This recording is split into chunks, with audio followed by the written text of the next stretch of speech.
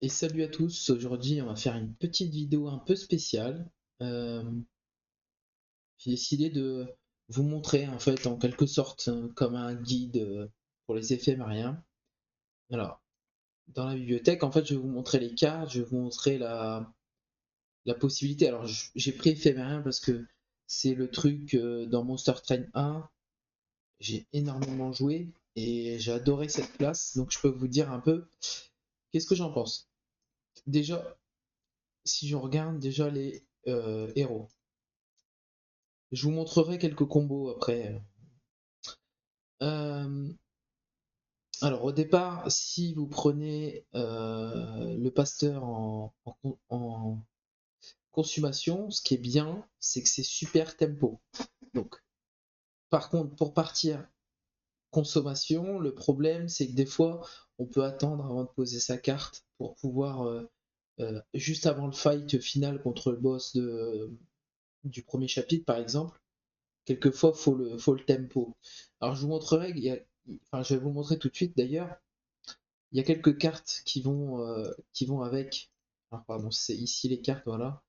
Si on regarde éphémérien, en fait, vous avez des cartes au départ, par exemple, il y a cette carte-là, qui vous permet justement de, quand vous l'avez au début de la run, vous pouvez du coup jouer consommation avec votre héros facilement.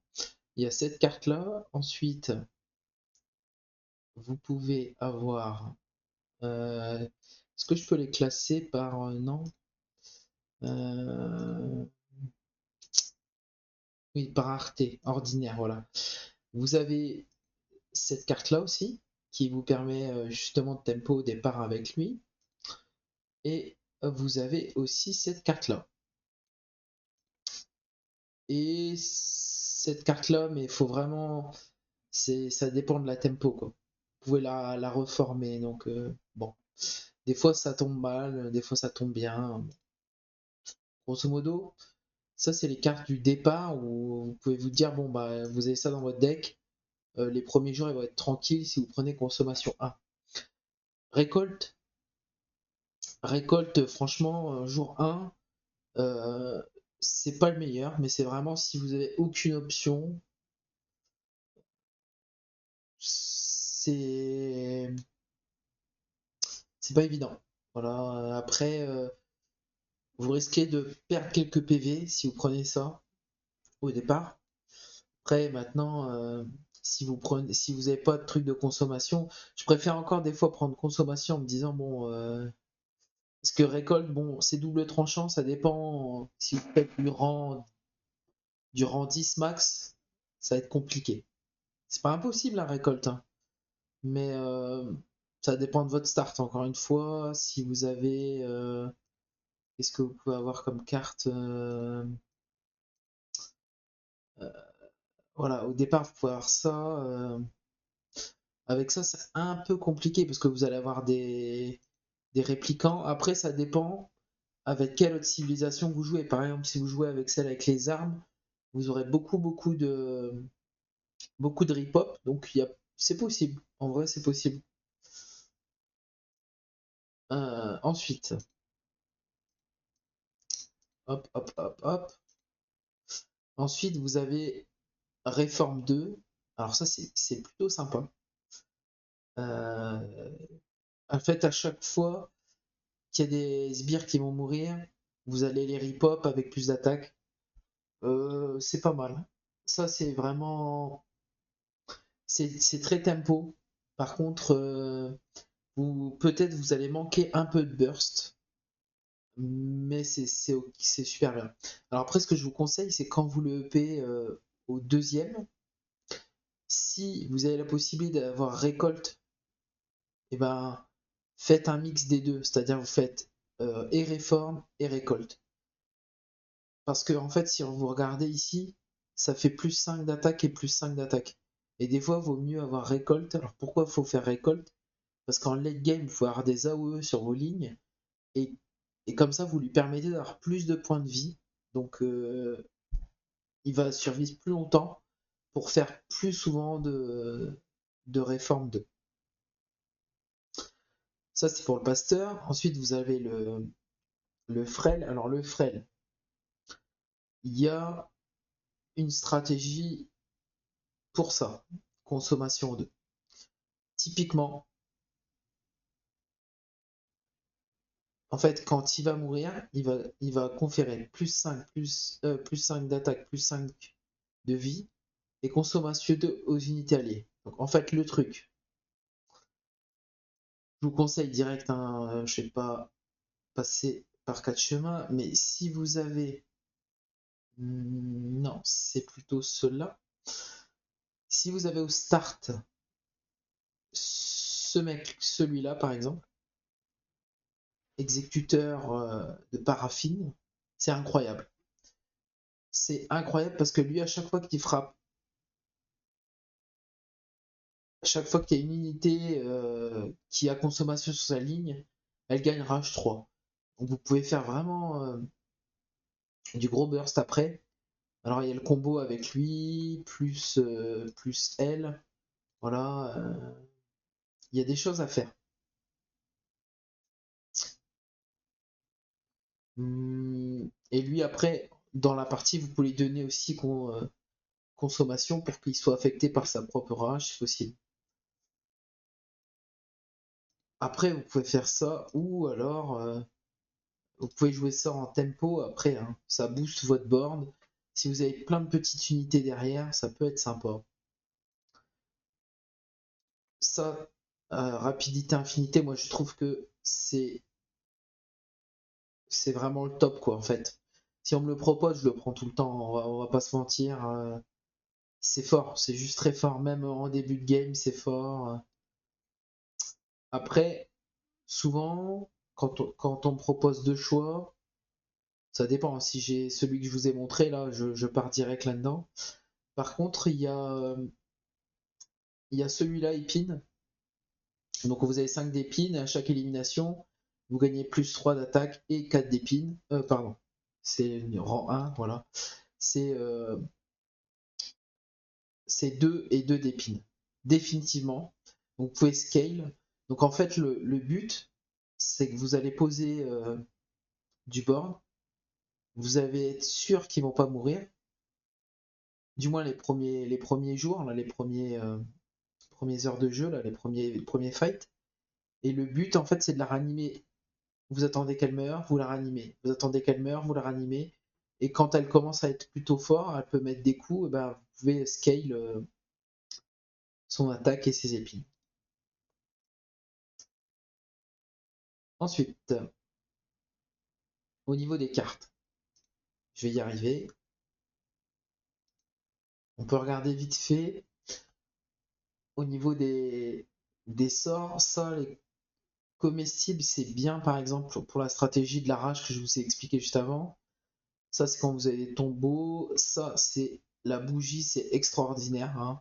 Si vous l'avez jour 1, enfin le premier truc du train, faut la pique direct, hein. Parce que le fait d'infliger 5 points de dégâts tout au début de jeu, c'est très très fort.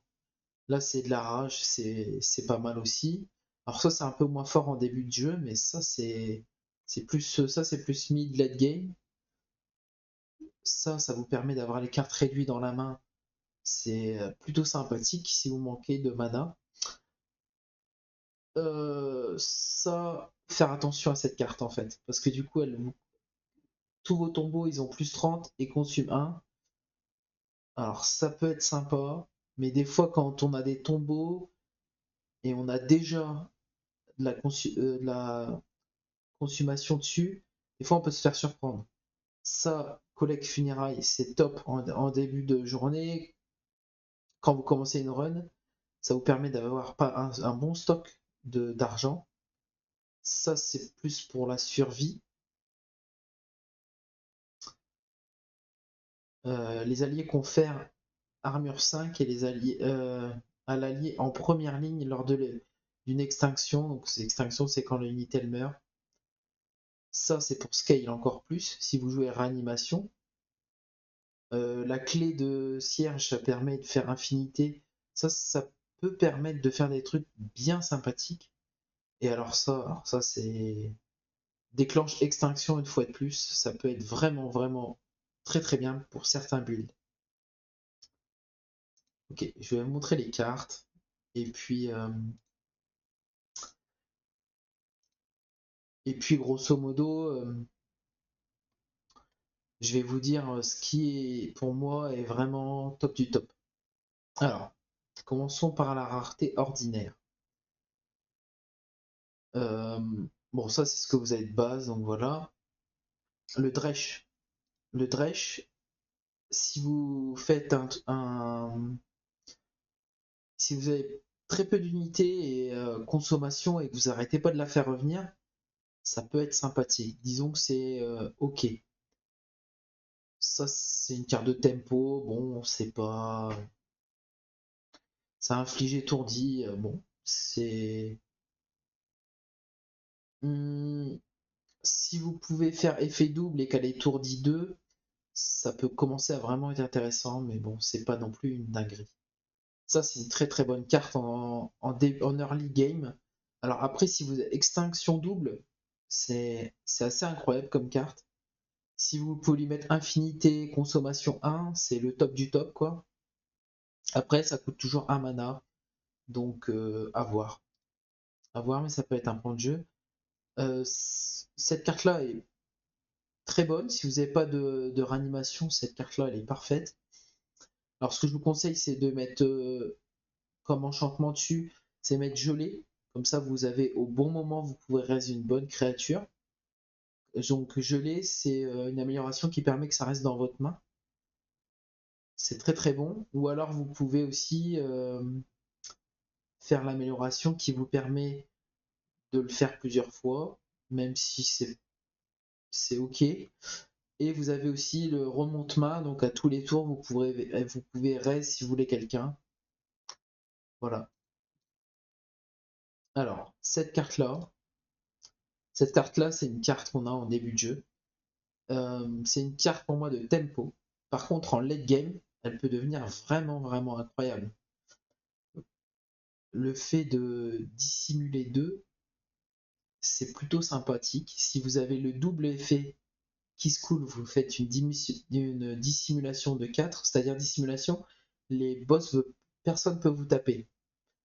Alors faut faire attention, faut vraiment avoir assez de dégâts parce que quelquefois on joue full tempo, genre on se protège, mais les sbires ils montent.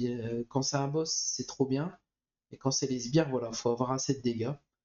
Euh, Il y a aussi résurrection, ressuscité là dans le fight avec les. Alors comment ils s'appellent là? Je me souviens plus. Ceux qui font des mélanges, tout ça. Quand vous jouez avec cette civilisation là, vous pouvez du coup la faire proc énormément de fois, ça peut être vraiment sympathique. Donc ça, c'est vraiment pas une carte à négliger, franchement. Bon, ça, j'en parle pas. Et cette carte-là, elle peut être très très très sympathique. Moi, ce que je vois surtout, c'est le plus 10 d'attaque, quoi. Alors, ok, vous mettez consommation 2, mais sur par exemple une Dredge, on s'en fout d'avoir consommation 2. Et sur plusieurs personnages, ça peut être intéressant d'en avoir plusieurs dans le deck pour booster l'attaque. Pour 10 d'attaque, c'est correct. Ça, c'était les cartes ordinaires. Ensuite, on va faire les cartes inhabituelles. Cartes inhabituelles, alors, celle-ci, ça peut être ok, mais après, c'est très très rare que ça soit une superbe carte. Après, ça dépend avec quoi vous jouez. Si vous jouez, par exemple, après, toutes les civilisations, ils ont une carte à X, c'est-à-dire que vous pouvez autant que vous voulez.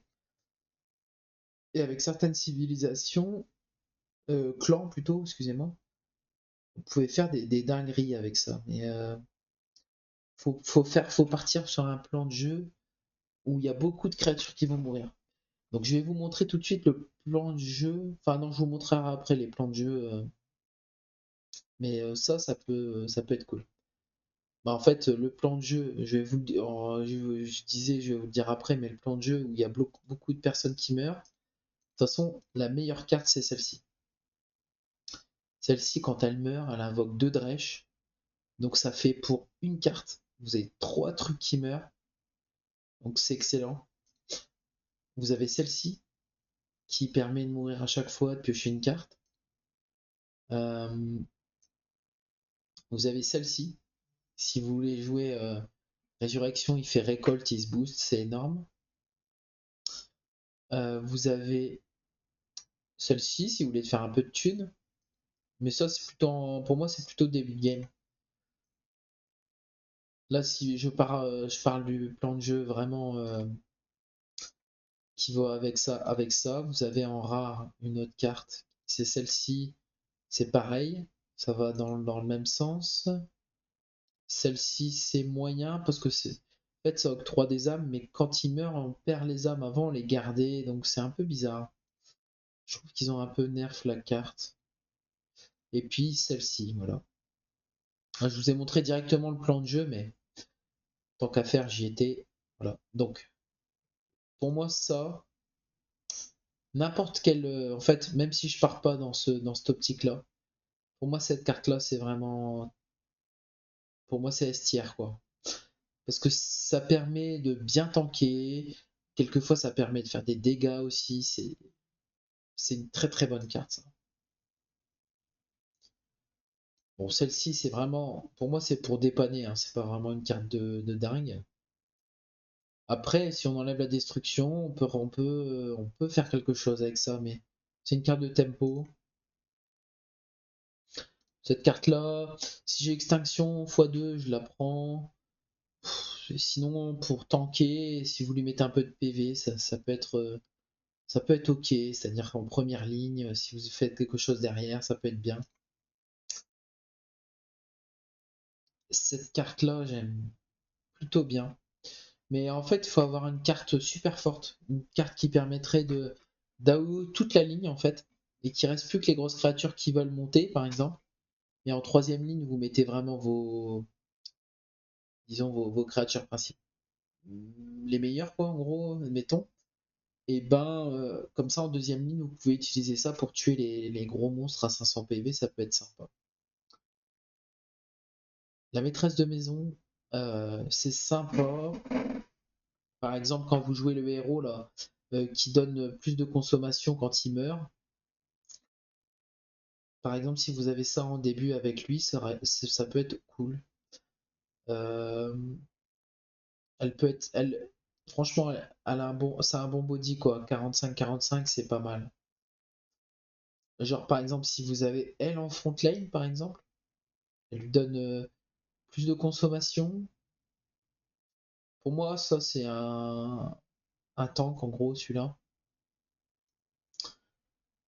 Et en fait, bah, de toute façon, c'est simple, les trois qui sont là, celui avec celui-là, et ben, lui, vraiment, si vous avez un. Comment dire, si vous avez un bon board avec de la consommation, lui, la frappe multiple ou avec rapidité, c'est violent. Vous pouvez vraiment faire beaucoup, beaucoup de rage. Euh, bon, bah la brute, franchement, je la pique, mais c'est pas. Voilà, ça fait 30 gold. Il n'y a rien à dire en fait. Pas mal d'attaques par contre. Mais bon, c'est pas une dinguerie, mais ça peut être sympa si vous manquez vraiment d'écho. Elle peut être ok. Alors cette carte-là, je vous le dis direct, euh, top du top. Alors, pourquoi top du top? Je pense surtout pour le boss final, celui qui met des réductions d'attaque sur vos créatures, etc. Et ben cette carte-là, elle est super top. Enfin, moi je l'aime bien, je la mets haut, franchement. Parce qu'il y a le boss du troisième acte, quelquefois, qui réduit votre attaque. Et ça permet de supprimer tout ça. Ou alors vous avez le boss qui vous met des dots là où vous subissez des dégâts à tous les tours. Typiquement, faites ça, ça supprime tous vos dots, c'est parfait. Cette carte là, elle est ok, elle est pas incroyable. Je sais que vous allez me dire, ouais, c'est trop bien, augmente de 3 l'attaque définitivement. Ça tue quelqu'un, ça tue les secondes lignes, mais les grosses lignes, vous pourrez jamais tuer avec parce que les grosses, c'est maintenant s'ils ont par rapport au 1, ils avaient pas forcément beaucoup de PV, mais là on a des 500 PV, des choses comme ça, c'est mort. Ça c'est Estière, c'est une des meilleures cartes que vous pouvez avoir. Alors faut faire attention, c'est lent, c'est fort, mais c'est très très très lent. Des fois, il a du mal à scale. Des fois, on perd des games parce qu'on se prend des. Les sbires, ils montent, ils montent, ils montent, ils montent, et puis vous n'arrivez plus plus à stopper. Donc, voilà. Ça, pour moi, c'est moyen. C'est très moyen. Je peux pas vous dire plus sur cette carte. Cette carte, c'est cool aussi quand vous jouez la stratégie faites mourir des créatures. Ça peut faire extrêmement mal. Ça, pour moi, c'est plutôt late game. Mid-late game, ça vous permet de safe. Par exemple, si vous jouez pas un board. Si vous jouez un board très minimaliste sur une ligne et vous tapez fort, et ben ça c'est sympa. Ce que je vous conseille c'est de mettre remonte main dessus, et puis peut-être moins un de mana, qui coûte un de moins. Et puis comme ça, tous les tours vous pouvez spammer 2 dissimulations, ça peut être ok. Ça aussi c'est une stratégie qui se joue avec des personnages qui meurent. En fait, attention, c'est que première ligne, alors que celle-ci c'est toute la ligne. Mais ça peut faire un gros burst, hein. Ça fait 200, 300 dégâts des fois. Ça, franchement, cette carte-là, je la vois, je la pique pas. Je la pique vraiment si j'ai pas de réforme et que j'en ai vraiment besoin. Sinon, c'est pas une très bonne carte. Celle-ci, c'est pareil, franchement, c'est pas. Ça coûte 3, c'est. Alors, je sais, il y a Harmonie, mais franchement, c'est pas vraiment ce qu'on veut. Ça dépend si vous jouez avec un clan qui utilise beaucoup de magie. Peut-être que cette carte-là pourrait être ok, mais voilà. Donc, pour moi, là, juste. J'aurais dû vous faire, sur les ordinaires, je vais vous faire vite fait mon top classement. Top classement, c'est celle-ci et celle-ci. Pour moi, c'est mon top 3. Maintenant, sur cette rareté-là, si je fais un top 3, celle-ci, c'est le top 1, je pense. Hmm, pardon. Bon, allez, celle-ci, c'est le top 2, allez, on va dire. Et franchement, ça, c'est dans une stratégie bien précise, donc je vais pas mettre dans le top, mais peut-être que c'est elle. Pour la tempo, c'est bien. Et ensuite, dans les cartes rares, alors ça bah, par exemple, pour moi, c'est très situationnel, hein. Là, je peux pas dire. C'est ok, ça peut être très très fort, mais comme très moyen. Donc voilà. J'ai pas, en fait, je peux pas vous dire. C'est une bonne carte, c'est très situationnel, hein. Par exemple, ça, c'est bien quand vous jouez avec lui, par exemple. Comme ça, vous mettez consommation à tout le monde. Ça peut être bien. Cette carte-là, franchement, cette carte-là, elle est vraiment sympa. Si vous mettez un gel dessus, par exemple, vous pouvez enlever des cartes pourries de votre deck. J'aime bien. J'aime bien parce que des fois, on se tape des cartes du fléau, on se tape des cartes vraiment qu'on veut pas voir. Du coup, ça permet de purger en combat. Donc, une bonne carte. Ça, c'est juste. C'est nul, quoi. C'est nul. Alors, ça, on enlève tous les malus, on retire consommation. Franchement, c'est pas du tout ce qu'on veut, quoi. Je vois même pas avec quoi on joue ça, en fait. J'ai jamais joué cette carte. Je... Parce que quand on a consommation, on veut jouer avec consommation, et là, retirer, je vois pas trop. Ça, c'est une très très bonne carte, pas se mentir. Le mieux, c'est quand vous jouez avec la civilisation, là que je vous ai parlé, où vous ressuscitez, comme ça vous pouvez ressusciter plein de fois. Il a plein de fois d'extinction. Voilà. C'est une bonne carte, mais faites attention, c'est lent, hein. C'est-à-dire avant que ça soit scale et que ça soit très très fort, faut attendre un petit peu. Par contre, je vous le dis, j'ai déjà perdu des games. Je lui mettais par exemple infinité et consommation 1, comme ça direct il a extinction. Mais le problème c'est quand vous faites ça et que vous tombez sur le boss final, il va taper qu'une seule fois. Donc double tranchant. Mais très très bonne carte, hein. Très bonne carte. Ça franchement j'ai du mal. J'ai du mal. À la limite avec ça, si on peut faire ça et déclencher l'extinction avec, sinon je la trouve bof, vraiment bof. Ça c'est une très bonne carte, justement avec lui. C'est faut enlever la destruction, faut que ça soit remonte-main, ça peut être sympa. Ça pour moi c'est une bonne carte pour être très ciblé dans une compo, pour mettre une infinité bien placée. Pour moi c'est une bonne carte. Cette carte là, bah, il faut avoir déjà prévu de jouer avec plein de raises, mais sinon ça c'est très très très fort, hein. Si vous avez le petit dredge que je vous ai montré là, qui repop de 3 là, c'est incroyable cette carte.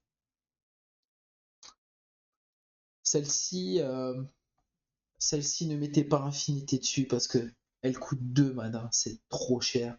Et quand vous renvoyez une unité vaincue, faites attention, vous devez la repayer pour la rejouer. Ça c'est une carte, bah c'est une carte incroyable. Pour moi ça fait des games. Si vous avez ça et remonte main par exemple dessus, retourne main pardon excusez-moi, vous pouvez spam en fait. Du coup, je donne un exemple. Vous avez lui, sans infinité dessus par exemple.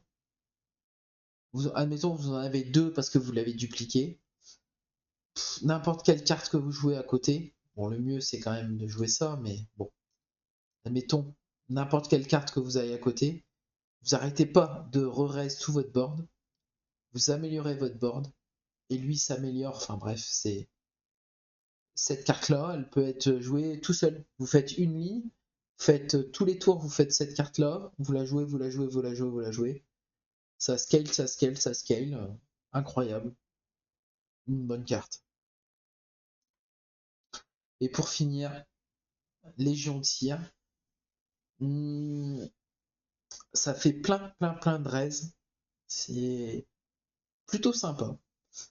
Moi, je vous conseille avec consommation 1, et puis si vous essayez de, je sais pas, infinité ou n'importe quoi, pour le reste, plein de fois abuser de ça, ça peut être vraiment sympathique. Donc mon top classement, mon top 3, je pense que cette carte-là, c'est la première. Parce que ça peut gagner des games à elle toute seule, donc voilà. Après, c'est peut-être le tracker de prime. Et, oh, j'hésite. Ça, parce que c'est cool, en fait.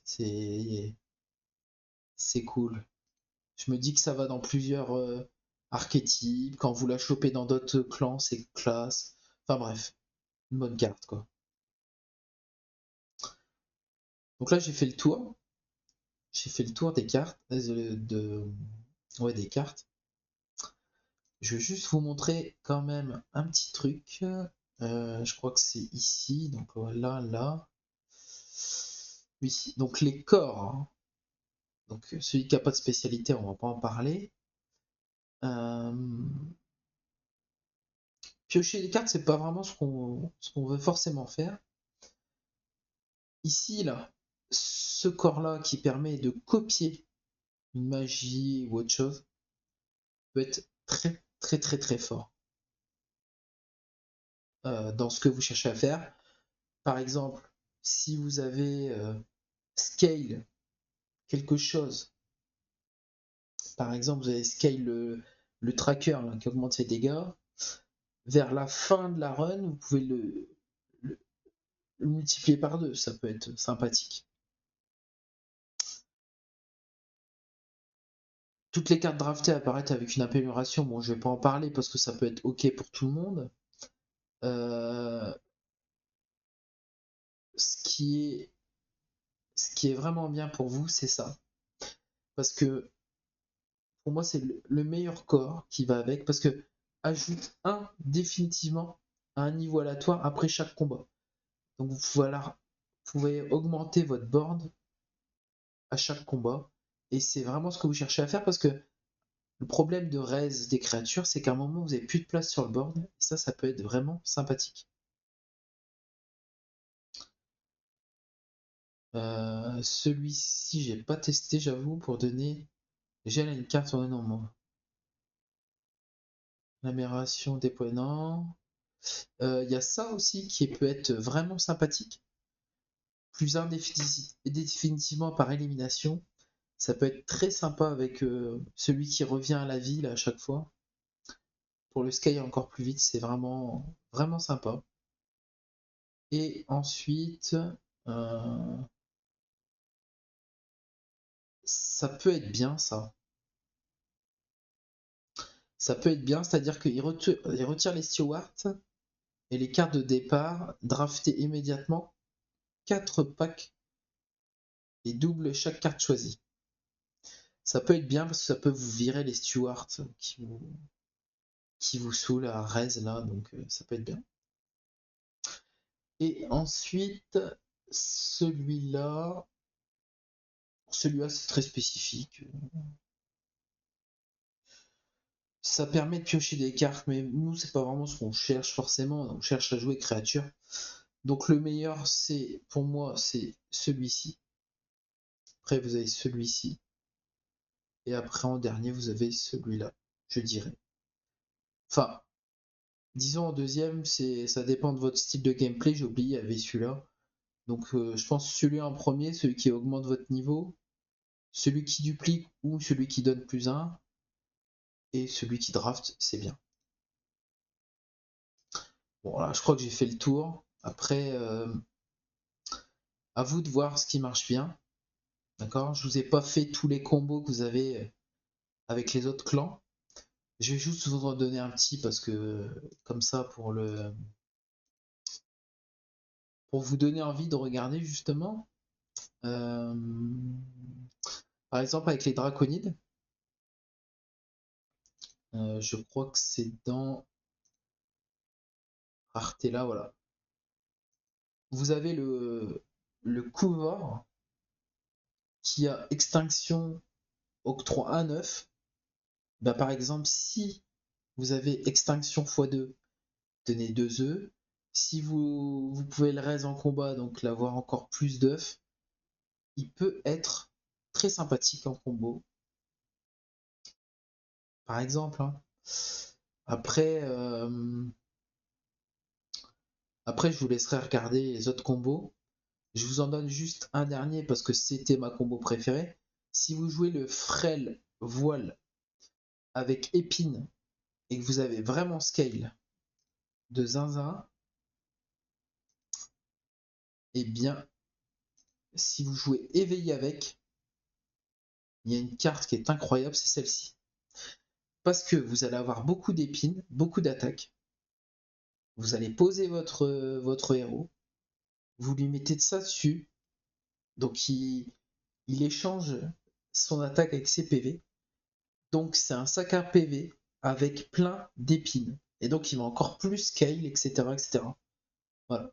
Je vous mets vraiment les combos comme ça qui me viennent. Après, il y en a plusieurs, hein, mais vraiment, jouez ce qui vous plaît. Je crois que j'ai fait un peu le tour.